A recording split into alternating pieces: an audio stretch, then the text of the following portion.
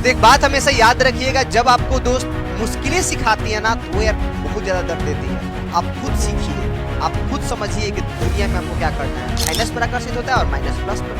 तो बोले कि इतना आसान है, तो नाजुक से सवाल में क्या दिमाग लगाना। लेकिन हाँ, अब जलीय घोल बोल दिया, हाइड्रोजन होता है प्लस आता है, यानी हाइड्रोजन इकट्ठा होगा और ऑक्सीजन मतलब माइनस, और माइनस जाके इकट्ठा होगा। बोले बकवास बात है, यदि इसमें खत्म हो चुकी होगी तो क्या हम लोग सेशन पर आ सकते हैं? आइए ना, लेकर भारत सरकार का नाम करता है क्या, lithium, potassium, barium, strontium, calcium. तो आप सभी लोगों का स्वागत है आशीष पब्लिकेशन के टारगेट के ऑब्जेक्टिव के किताब के सॉल्यूशन में। दोस्त, आज हम लोग कुछ चंद लम्हों के साथ इस कहानी को आज सेशन के स्टार्ट करते हैं। कितने लोग दोस्त इस परीक्षा की घड़ी में मन भटकता रहता है। हम आपको दोस्त ये बताना चाहेंगे ना, कभी भी आप लोग पढ़ाई से दूर मत जाइएगा, क्योंकि एक दिन आप पढ़ाई को छोड़िएगा ना, कहते हैं पढ़ाई आपको 10 दिन पीछे छोड़ देता है। फिर पढ़ने को मन का इंतजार करता है कि यार मन नहीं कर रहा है, और मन कभी करेगा नहीं, मन लगाना पड़ता है यार। कोई और सिचुएशन होगा, कभी पापा बोल देंगे, कभी मम्मी बोल देंगे, कभी कोई और बोल देगा, कभी कुछ और प्रॉब्लम, कभी कुछ और प्रॉब्लम कभी छूटने वाला है ही नहीं। तो एक बात हमेशा याद रखिएगा, जब आपको दोस्त मुश्किलें सिखाती है ना तो वो यार बहुत ज्यादा दर्द देती है। आप खुद सीखिए, आप खुद समझिए कि दुनिया में हमको क्या करना है। आज के क्या लाइन है दोस्त, हम लोग बदल जाओ वक्त के साथ, या फिर वक्त बदलना सीख लो यार, या फिर मजबूरियों को मत कोसो, हर हाल में चलना सीखो। ये क्या फेमस बात बोला गया है दोस्त। आप लोग इसको हर एक लम्हों को जिंदगी में उतारिएगा, हर एक सबक को जिंदगी में उतारिएगा, और देखिए फिर जिंदगी कहां तक लेकर जाता है आपको। तो आइए हम लोग शुरुआत करते हैं आगे के सेशन को। चलिए देखिए, ये सब हो चुका था, यहां पर हम लोगों का ऑब्जेक्टिव था। क्वेश्चन नंबर 9, NaCl के जलीय घोल में विद्युत अपघटन के कैथोड पर निम्नलिखित में से कौन सा मुक्त होगा। और ये कंफ्यूजन वाला बहुत सारा सवाल रहता है। आइए इसको हम लोग नेक्स्ट स्लाइड पर कवर करते हैं। देखिए, एक्चुअली आप लोग दो टाइप से क्वेश्चन पूछ सकता है। या तो आप लोगों को बोलेगा NaCl का द्रवित अवस्था, NaCl का क्या बोलेगा, द्रवित, यानी इसमें केवल NaCl है, इसके अलावा कोई नहीं है। या तो आप लोगों से बोल देगा NaCl का जलीय घोल। जलीय घोल मतलब क्या, इसमें पानी है, ठीक है ना। अब दो स्थिति है, और इसमें भी हम लोग क्या रखेंगे, एनोड कैथोड। यहां पर भी क्या रखेंगे, एनोड कैथोड। अब भैया ये सब तो हम लोग का भरा हुआ है इससे, बोले ओके, और यहां पर भी सब भरा हुआ है, बोले ओके, ठीक है। जो बैटरी के धन ध्रुव से जुड़ा जाता है, बड़ा वाला, उसको हम लोग एनोड बोलते हैं। जो छोटा वाला जुड़ा था उसको हम लोग क्या बोलते हैं, कैथोड। जो बड़ा वाला से जुड़ा रहेगा उसको हम लोग एनोड बोलेंगे, और जो छोटा वाला जुड़ा रहेगा उसको कैथोड बोलेंगे। क्या कोई डाउट है? बोले ना, तो आगे बढ़िए। अब आइए देखिए इधर, देखिए तो NaCl के जब द्रवित अवस्था में जब हम लोग अपघटित करेंगे तो दो भागों में टूटेगा। किस किस में, एक Na प्लस में और एक Cl माइनस में। प्लस को मोहब्बत है माइनस से, और ये माइनस पर चला जाएगा, और माइनस को मोहब्बत है प्लस से, वो प्लस के पास चला जाएगा। तो कभी भी आप लोगों के द्रवित अवस्था में पूछा जाए कि प्लस मतलब क्या, एनोड पर क्या इकट्ठा होगा, तो एनोड पर हम लोग का क्या इकट्ठा होगा, Cl माइनस। और ये पूछा जाए कैथोड पर क्या इकट्ठा होगा, तो कैथोड पर हम लोग का इकट्ठा होगा क्या, Na प्लस। यानी यहां पर जो है एनोड प्लस है, कैथोड माइनस है, तो एनोड पर Cl माइनस इकट्ठा होगा और कैथोड पर Na प्लस इकट्ठा होगा। लेकिन कब, जब द्रवित अवस्था है तब। यानी द्रवित अवस्था में प्लस माइनस पर आकर्षित होता है और माइनस प्लस पर। तो बोले कि इतना आसान है, तो नाजुक से सवाल में क्या दिमाग लगाना। लेकिन हाँ, अब जलीय घोल बोल दिया, तो अब जलीय घोल का क्या कंसेप्ट है, अब सुनिएगा। अब जलीय घोल में हालांकि दो बातें आती है, तनु जलीय विलयन है या सांद्र। सांद्र कहने का मतलब कि उसमें जो घुलने वाला है वो कम, सांद्र कहने का मतलब घुलने वाला ज्यादा है, और तनु कहने का मतलब कि घुलने वाला कम है। ओके, बोले ओके। तो अब क्या बताना चाहते हैं वो बताइए। देखिए, कुल मिलाजुला के बात आपको ये हम बताना चाहेंगे कि NaCl और H2O, समझिएगा बातों को। NaCl और H2O इसका क्या सीन है उसको समझ लीजिए। देखिए, तो एक्चुअली होता क्या है ना कि NaCl भी हम लोगों का प्लस और माइनस में टूटता है, और H2O भी हम लोगों का प्लस में टूटता है, खास करके किसमें, हाइड्रोजन में और ऑक्सीजन में। बोले ठीक है, तो इसमें भी हाइड्रोजन हम लोग का प्लस होगा, ऑक्सीजन हम लोग का कैसा होगा, माइनस। तो अब ये दोनों चाहेगा, ये भी चाहेगा, ये भी चाहेगा, ये भी चाहेगा, ये भी चाहेगा। अब ये दोनों में कंपटीशन होगा। ये माइनस बोलेगा कि भैया हम प्लस के पास जाएंगे, और ये दोनों बोलेगा कि भैया हम दोनों माइनस के पास जाएंगे। अब दोनों में कंपटीशन है, लेकिन कहते हैं ना कि भैया दौड़ लगा दो जन के बीच, तो जो जल्दी पहले पहुंचेगा वो जीत जाएगा। बोले ओके, बात तो सही है। तो इसमें क्या होता है ना कि Na प्लस थोड़ा स्लो दौड़ता है, मतलब धीरे धीरे डिस्चार्ज होता है, और H प्लस जल्दी, तो Na प्लस के जाने से पहले ही ये चला जाएगा, कौन चला जाएगा, ये हाइड्रोजन H2, और हाइड्रोजन जाके क्या हो जाएगा, डिस्चार्ज हो जाएगा। बोले ओके, ये आसान है बात। यानी हुआ क्या कि कभी भी आप लोगों से माइनस पर बोलेगा कि माइनस पर क्या होगा, तो माइनस पर कौन चला जाएगा, तो माइनस में Na प्लस से पहले चला जाएगा हाइड्रोजन। इसलिए हमेशा कैथोड पर कौन इकट्ठा होगा, कैथोड पर कौन इकट्ठा होगा, हाइड्रोजन गैस। बोले ठीक है। अब सवाल हो गया कि बताइए प्लस पर कौन इकट्ठा होगा, दोनों मोहब्बत करता है, सी और ऑक्सीजन दोनों। तो ये हमेशा या तो हम लोग का तनु विलयन हो या फिर हम लोग का सांद्र, तनु या सांद्र दोनों में हम लोग का क्या इकट्ठा होगा, तो हाइड्रोजन गैस ही इकट्ठा होगा। लेकिन अब इसमें केस बढ़ता है कि सांद्र विलयन में क्या होगा और तनु विलयन में क्या होगा। तो यदि सांद्र है तो सांद्र में क्या होता है ना कि Cl की संख्या ज्यादा होता है। हम जानते हैं ऑक्सीजन जाके पहले डिस्चार्ज होगा, लेकिन हाँ Cl की मात्रा ज्यादा होगी। बोले कि तो इसमें भी मात्रा हमको सोडियम का मात्रा ज्यादा होना चाहिए, तो चला जाएगा। नहीं बालक, यहाँ पर जल की मात्रा क्या होती है, ज्यादा होती है। बोले ओ बकवास बातें हमको पसंद नहीं है, दोबारा बताइए, सुनिए। सांद्र कहने का मतलब क्या, सांद्र मतलब कि उसमें विलय ज्यादा मात्रा में मिला हुआ है। तो कौन ज्यादा मात्रा में मिला है, तो Cl। तो टूटेगा ज्यादा कौन, यानी कहने का मतलब कि यहां पर जो है, यहां पर टूटेगा ज्यादा कौन, Cl। यानी यदि सांद्र में कहेगा, सांद्र में कहेगा तो Cl जाके इकट्ठा होगा, और तनु में कहेगा तो ऑक्सीजन इकट्ठा होगा। हालांकि आपके किताब में सब जगह जिक्र किसका किया गया है, ऑक्सीजन का, यानी तनु विलयन का। कभी भी आप लोगों से एनोड पर बोलेगा तो दिमाग में या खोपड़िया में बसा लीजिएगा, क्या होगा, ऑक्सीजन। हालांकि सांद्र से रिलेटेड बहुत क्वेश्चन कम आता है, जब तक क्वेश्चन में ना बोला जाए कि वो सांद्र है तो आप लोग समझिएगा वो तनु है। यानी कैथोड पर क्या इकट्ठा होगा, हमेशा हमेशा हाइड्रोजन, और यहां पर आप लोगों का एनोड पर क्या इकट्ठा होगा, तो ऑक्सीजन। कैथोड पर हाइड्रोजन, कैथोड मतलब माइनस और हाइड्रोजन होता है प्लस आता है, यानी हाइड्रोजन इकट्ठा होगा, और ऑक्सीजन मतलब माइनस और माइनस जाके एनोड पर इकट्ठा होगा। बोले बकवास बात है, यदि खत्म हो चुकी होगी तो क्या हम लोग सेशन पर आ सकते हैं, आइए और देखिए कितना सारा सवाल आपको बता देते हैं। देखिए ये जो सवाल बोला कि NaCl के जलीय घोल है, द्रवित अवस्था नहीं है। और क्या बोला गया, कैथोड, कैथोड मतलब क्या बालक, कैथोड मतलब माइनस, और कैथोड माने माइनस तो प्लस इकट्ठा होगा। कैथोड मतलब क्या हो गया, माइनस, माइनस तो प्लस इकट्ठा होगा, और प्लस है कौन, तो प्लस हम लोग का क्या, हाइड्रोजन। बोले सोडियम इकट्ठा होगा ना, एकदम ना। बोले ओके। और सवाल है क्या, इस पर दिखाएंगे क्या।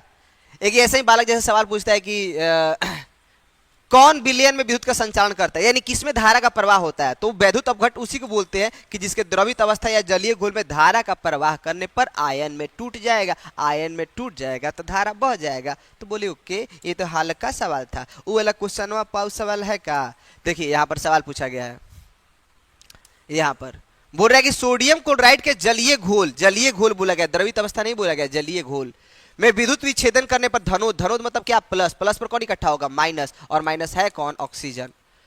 और ऋणोद, ऋणोद मतलब क्या, माइनस, माइनस पर कौन इकट्ठा होगा, हाइड्रोजन। इसका सही जवाब क्या होगा, O2 और H2। बोले ओके, एकदम सर्व समझ में आ गया, अब हमको समझ में आ गया। और वही यदि आप लोग केवल द्रवित अवस्था, तो द्रवित अवस्था वाले तो बच्चे बच्चे को पता है कि माइनस पर हम लोग का सोडियम जाएगा, और हम लोग का प्लस पर कौन जाएगा, क्लोरीन। ओके, अब आइए सवाल पर आते हैं।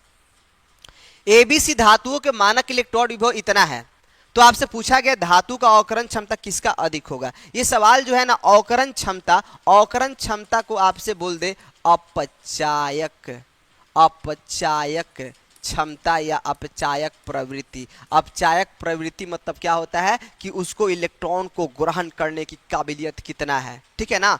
तो बोलिए अच्छा इसका मतलब क्या है, तो जिसका भी माइनस में वैल्यू जितना ज्यादा होगा, यानी जो वैल्यू सबसे कम है, जो वैल्यू सबसे कम है उसी का सबसे ज्यादा हम लोग का क्या होता है, अपचयन होता है, यानी उसका अपचयक प्रवृत्ति ज्यादा होता है। बोले बकवास बात है, यदि खत्म हो चुकी तो हमको दोबारा बात करें। बोले दोबारा समझिए कि अपचायक प्रवृत्ति जो होती है वो मानक इलेक्ट्रोड विभव के व्युत्क्रमानुपाती होता है, यानी जिसका मानक इलेक्ट्रोड विभव जितना ज्यादा होगा, जितना ज्यादा होगा उसका अपचयन प्रवृत्ति उतना कम होगा। और ये पूछ रहा है सबसे अधिक, तो जिसका सबसे कम उसका वैल्यू सबसे ज्यादा। बोले कि अच्छा तो चारों में से ढूंढिए कि सबसे कम किसका है। अपचयक प्रवृत्ति बोले, अपचयक क्षमता बोले, इलेक्ट्रॉन को ग्रहण करने की काबिलियत बोले, कुछ भी बोले, तो जिसका मानक इलेक्ट्रोड विभव कम उसका ज्यादा। बोले किसका कम, इसका, उसका, उसका, किसका। तो बोले सबसे कम तो हमको यही लगता है सर क्योंकि माइनस में जो वैल्यू ज़्यादा होता है वही वैल्यू कम होता है, समझे। तो हम लोग का सही जवाब हुआ क्या, आंसर नंबर ए। इसका आंसर क्या हो गया, ए। बोले कि और सवाल है क्या, और करा दीजिए ना। देखिए यहाँ पर सवाल है, ए बी सी तत्वों का मानक अपचयन विभव का मान क्रमशः इतना दिया गया है, तो आपको बताना है कि अपचयन शक्ति का क्रम क्या होगा। तो जिसका वैल्यू सबसे कम वही वैल्यू सबसे ज्यादा, बताइए सबसे कम किसका, इसका, यानी बी का सबसे ज्यादा होगा। उसके बाद किसका कम, इसका, यानी सी उसके बाद होगा। सबसे कम कौन, तो ए, यानी इसका हम लोग का जिसका वैल्यू भैया कम है उसका अपचयन क्षमता ज्यादा होगा। बस खत्म, बोले ओके। अब आइए सवाल पर, बोल रहा है कि 1 मोल Al3+ के अपचयन के लिए कितने आवेश की आवश्यकता होगा। आइए हम इसको एकदम चुटकी में देखिए, वास्तव में क्या है ना कि 1 मोल देखिए आप यहाँ पर कि एक्चुअली है क्या, प्रॉब्लम क्या है कि Al3+ है और वो कितना इलेक्ट्रॉन ग्रहण करेगा, 3, तो क्या बनेगा, Al बनेगा। हम बोले कि Fe2+ कितना इलेक्ट्रॉन को ग्रहण करेगा कि Fe बनेगा, तो 2 इलेक्ट्रॉन ग्रहण करेगा, समझे। यानी Al3+ 3 इलेक्ट्रॉन ग्रहण करके Al बनता है और Fe2+ 2 इलेक्ट्रॉन ग्रहण करके Fe बनता है। बोले ओके, तो बात क्या है, यानी यहां पर 1 मोल Fe बनाने के लिए कितना मोल इलेक्ट्रॉन चाहिए, तो यहां पर 2 इलेक्ट्रॉन नहीं है, इसका मतलब हुआ 2 मोल इलेक्ट्रॉन। और आपको पता होना चाहिए 1 मोल इलेक्ट्रॉन मतलब क्या, 1 मोल इलेक्ट्रॉन माने का 6.022 गुना 10 का पावर 23 इलेक्ट्रॉन। एक दर्जन में जैसे 12 फिक्स हो खेला, सही हतना फिक्स हो खेला, तो इतना हो गया। अब एक इलेक्ट्रॉन पर कितना आवेश, तो 6.022 गुना 10 का पावर कितना हो गया, 23, गुना 1.6 गुना 10 का पावर -19। जब गुना भाग करेंगे तो 96,000 कितना होगा, 500 कूलम। यानी 1 मोल में कितना, तो इतना, इसी को हम लोग क्या बोलते हैं, फैराडे बोलते हैं। ये और यहां पर कितना मिला, तो 1 मोल Fe। बोले ठीक है, 1 मोल Fe, यानी 2 मोल इलेक्ट्रॉन के लिए आपको कितना मोल मिलेगा, 1 मोल Fe मिलेगा। हो सकता है यदि द्रव्यमान के बारे में बोले तो हम लोग का परमाणु, इसका द्रव्यमान होता है 56, लेकिन ग्राम में लिखेंगे तो ही 1 मोल के बराबर होगा। यानी ये रिलेशन कभी हो सकता है आपको 1 इलेक्ट्रॉन का पूछे, हो सकता है आपको 1 कूलम का पूछे, हो सकता है आपको कुछ और पूछे। देखिए 2 मोल इलेक्ट्रॉन मतलब क्या, 1 मोल इलेक्ट्रॉन मतलब 1 फैराडे, 2 मोल इलेक्ट्रॉन मतलब क्या, 2 फैराडे। 2 फैराडे में कितना मोल मिलेगा, 1 मोल Fe मिलेगा। बोले अच्छा, तो ऐसे ही यदि इसका निकालेंगे तो इसका मतलब 2 इलेक्ट्रॉन तो 2 फैराडे और 3 इलेक्ट्रॉन तो 3 फैराडे, और 3 फैराडे में कितना, तो 1 मोल Al। बोले ओके, तो ये 3 फैराडे में इतना। कोई आपसे ये पूछे कि 3 फैराडे मतलब क्या, तो 3 गुना 96,500। बोले अच्छा, 500 कूलम, तो ये ऐसा हो गया। बोले ठीक है, यहां पर हो गया 1 मोल क्या, Al। अब इसका इससे गुना करेंगे तो एग्जैक्ट तो नहीं, लेकिन लगभग में कितना हो सकता है, 3 गुना 10 का पावर 9। अच्छा देख लेते हैं, 3 गुना 10 का पावर 8, चेकआउट कर सकते हैं। इसको हम लोग इससे गुना करेंगे कि 3 फैराडे में इतना हुआ, तो 1 फैराडे में कितना होता है, 1 फैराडे में इतना आवेश होगा, क्योंकि 1 मोल इलेक्ट्रॉन के लिए तो इतना ही चाहिए, 1 मोल इलेक्ट्रॉन के लिए 3 फैराडे चाहिए, और 1 फैराडे में इतना होता है, तो 2 फैराडे में 2 से गुना, और 3 फैराडे में 3 से गुना। तो बोले कर दे, आइए करके देखिए। गुना करने पर कितना आएगा, यानी जब 96,500 को जब 3 से गुना करेंगे तो कितना आएगा, ये एक्चुअली इसमें आता है 2.99 समथिंग में, तो जब 2.86 भी आएगा ना तो उसको लगभग कितना मान सकते हैं, 3 मान सकते हैं। यानी जब हम लोग इसके साथ गुना करेंगे तो कितना आएगा, 3 गुना 10 का पावर 5। क्या एग्जैक्ट नहीं, लगभग, एग्जैक्ट नहीं आएगा, लगभग आएगा, समझे। बोले okay okay okay okay okay okay ठीक है। चलिए आइए, बोल रहा है कि किस सेल की अभिक्रिया साम्यावस्था पर सेल के विद्युतवाहक बल आपको बताना है। देखिए 3 प्रकार का स्थिति हो सकता है। जब भी साम्यावस्था बोलेगा तो विद्युतवाहक बल का मान 0 होगा, ठीक है। और मान लीजिए कि विद्युतवाहक बल किसी का हो सकता है कि ऋणात्मक है, हो सकता है विद्युतवाहक बल किसी का धनात्मक है। तो विद्युतवाहक बल धनात्मक आएगा तो विद्युत रासायनिक सेल है, विद्युत रासायनिक सेल, इसको हम लोग गैल्वेनिक सेल बोलते हैं, रेडॉक्स सेल बोलते हैं, डॉट डॉट। लेकिन यदि ई का मान यदि माइनस आ गया ना, इसका मतलब वो पहचान करने का तरीका है कि वो हम लोग का क्या है, विद्युत अपघटनी सेल है। बोले अच्छा, यानी माइनस है तो विद्युत अपघटनी सेल और प्लस है तो विद्युत रासायनिक सेल। ये कमाल का कंसेप्ट, इसको बटोर लीजिए। बोले ओके।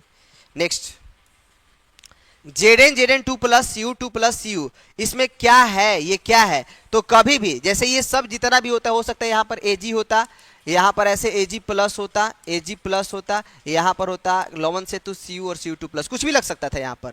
लेकिन खास करके जब भी Zn और Cu का जोड़ी आए तो इसको डायनिया बोलते हैं, डायनिया नहीं डैनियल सेल बोलते हैं। इसका सही जवाब क्या होगा? Answer number B. हालांकि सब जो होते हैं वो हम लोग का क्या होता है, सभी जो होते हैं हम लोग का व्युत रासायनिक सेल होते हैं। ओके, बोले ठीक है। नेक्स्ट, जलीय घोल में हाइड्रोजन निम्नलिखित में से किसे अवकरित नहीं करेगा? तो एक हम आपको सीरीज देते हैं, उस सीरीज को आप लोग दिल में बसा के रखिएगा यार, कमाल का सीरीज है। चलिए बोलिए कि सीरीज बताइए, चलिए स्टार्ट कीजिए बकवास अपना। लेकर भारत सरकार का नाम करके स्टार्ट हो गया बकवास आपका। देखिए, लेकर भारत सरकार का नाम, ऐसे करते हैं, ठीक नहीं, ले कर, ठीक है, भारत सरकार का नाम, लेकर भारत सरकार का नाम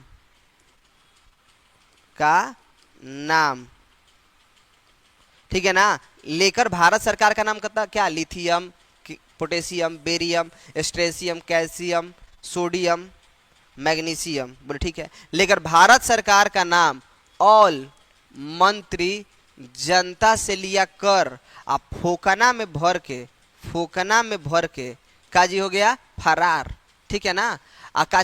काची हवाई जहाज पर बैठ के आ जाके सब का किनता है, तो सब महंगा महंगा चीज किनता है, पारा, तांबा, चांदी, सोना, और बाद ये सब तो फ्रॉड किया है सब, ठीक है ना। प्लेटिनम भी यहाँ पर रख सकते हैं।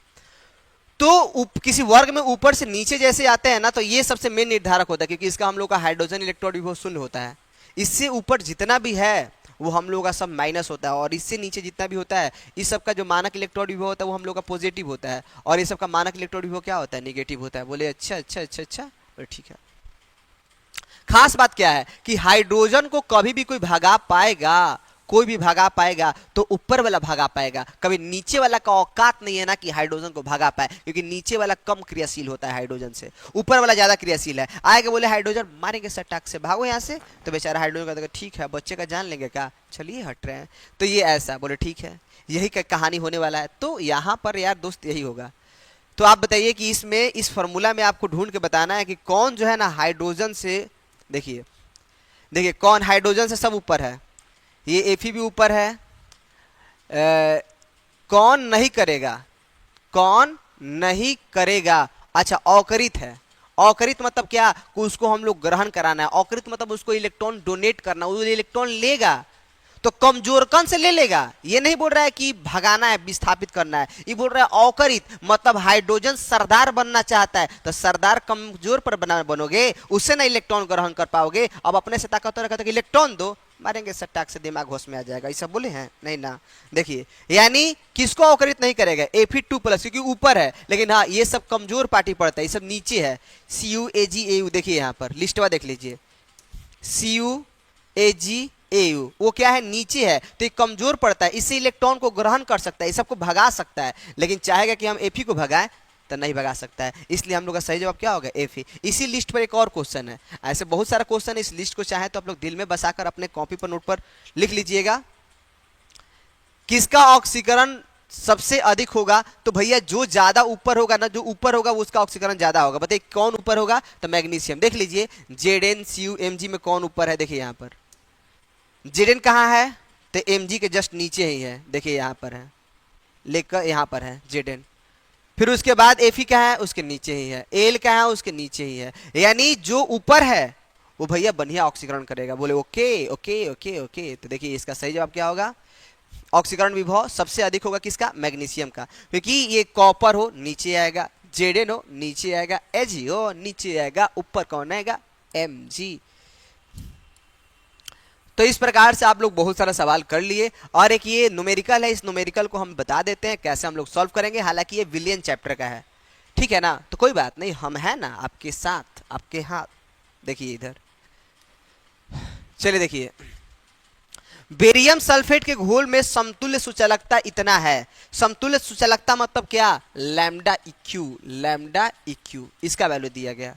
आपसे विशिष्ट सुचालकता यानी आपको दिया गया कप्पा का वैल्यू दिया गया और के स्पीड पूछा गया, विलेयता गुणनफल। आपको जानकारी होना चाहिए कि विलेयता गुणनफल निकालना है तो आपको क्या करना पड़ेगा, जो विलय है उसका मोलर सांद्रता निकालना पड़ेगा, मोलर सांद्रता का गुणनफल। बोले अच्छा कौन है भाई, तो BaSO4 है। तो BaSO4 किस में टूटेगा, तो Ba2 प्लस SO42 माइनस, बोले अच्छा तो Ba2 प्लस SO42 माइनस, बोले अच्छा। तो इसी का यानी आपको विलेयता गुणनफल निकालना है तो ये दोनों का मोलर सांद्रता आपको निकालना पड़ेगा। बोले अच्छा अब मोलर सांद्रता तो दिया नहीं कि ले जाकर रखेंगे और आंसर को बनाएंगे, बोले कि तब क्या करेंगे भैया। तो चलिए मोलर सांद्रता करने के लिए आपको हम एक सूत्र बताते हैं कि एक्चुअली ये फॉर्मूला होता है मोलर चालकता का, लैम्डा एम बराबर के गुना 1000 बटा में सी।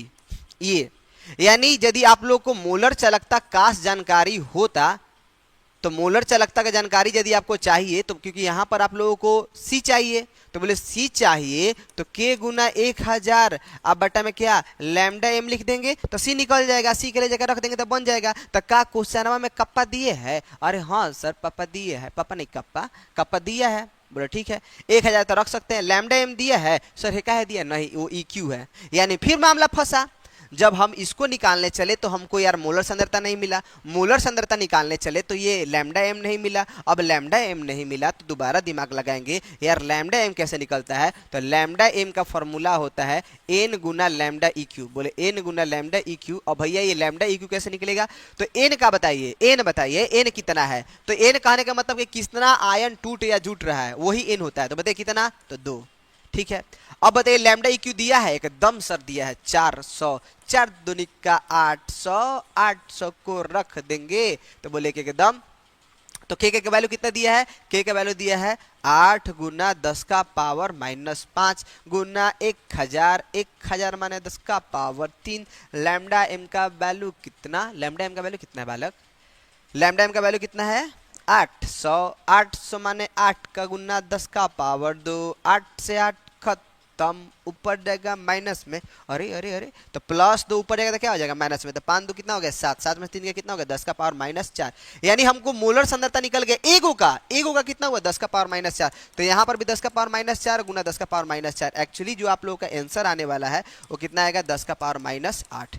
सवाल को समझेंगे कैसे, हमको केस भी निकालना था, इसके लिए हमको मोलरता चाहिए, मोलरता निकालने चले यार लैम्डा एम नहीं था, लैम्डा एम निकालने चले एन नहीं था, तो हमने देखा कितना आयन टूटा तो 2, तो एन की जगह पर रखे 2, तो 2 निकाल के लैम्डा एम के निकाल के सी, और सी निकल गया तो रखेंगे तो आंसर लाएंगे। तो इस प्रकार से आप लोगों का ये सेशन खत्म होता है। मिलते हैं नेक्स्ट वीडियो में नए ऑब्जेक्टिव और नए उत्साह और जोश के साथ। Thank you so much for watching this video.